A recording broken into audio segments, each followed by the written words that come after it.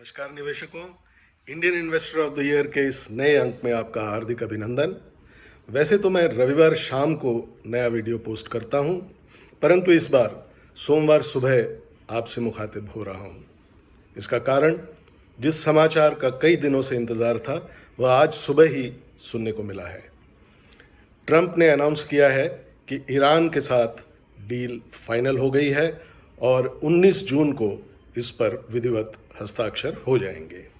लगभग 100 दिन से चल रहा गल्फ वॉर अब इस पर पूर्ण विराम लगता दिख रहा है और ये समाचार हम ईरान की विक्ट्री तथा यूएस से इजराइल के लिए फेस सेविंग के रूप में देखते हैं। जैसा कि हमने पिछले कई अंकों में आशा जताई थी कि भारतीय शेयर बाजार एक सीमित दायरे के बाद बड़ी उछाल के लिए तैयार हैं और आज वह होता दिख रहा है।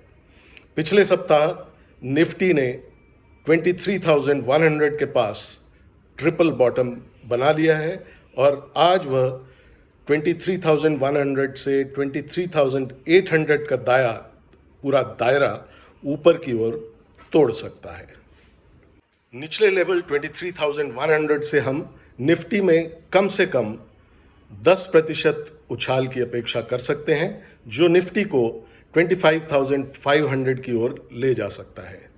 आने वाले दिनों में मिड कैप और स्मॉल कैप शेयरों में रैली और भी तेज़ी से आगे बढ़ेगी और यहाँ पर हम 15 से 25% तक की तेज़ी की उम्मीद कर सकते हैं, जो मिड कैप और स्मॉल कैप इंडेक्स को नई ऊंचाई पर ले जा सकता है। आपसे निवेदन है कि आप इस तेज़ी में सावधानी बरतें और ऊंचे लेवल्स पर लगातार प्रॉफिट बुकिंग करते रहें, जिसके पर्याप्त अवसर आपको अगले 2 से 3 सप्ताह में मिलने की पूरी संभावना है। उसके बाद स्टैगफ्लेशन के चलते पुनः बड़ी तेज़ गिरावट देखी जा सकती है। किसी भी निवेश करने से पहले अपने वित्तीय सलाहकार की राय अवश्य ले लें। हम आने वाले समय में भारतीय रिजर्व बैंक अर्थात आरबीआई की महत्वपूर्ण भूमिका देखते हैं।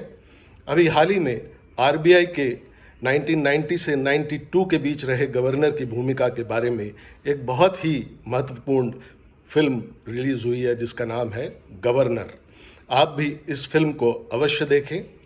हमें ऐसा लगता है कि इंडियन इकोनॉमी के हालात आज भी उसी तरह के हैं, यानी 90s के दशक के समान दिखते हैं और इसलिए हम आरबीआई के आने वाले कदमों का पूरा विश्लेषण अगले विशेष सत्र में प्रस्तुत करेंगे। यदि आपने इस चैनल को सब्सक्राइब नहीं किया है तो सब्सक्राइब अवश्य कर लें और अपने कमेंट बॉक्स में अवश्य लिखें। जल्द मिलेंगे एक नए अंक के साथ, तब तक के लिए नमस्कार।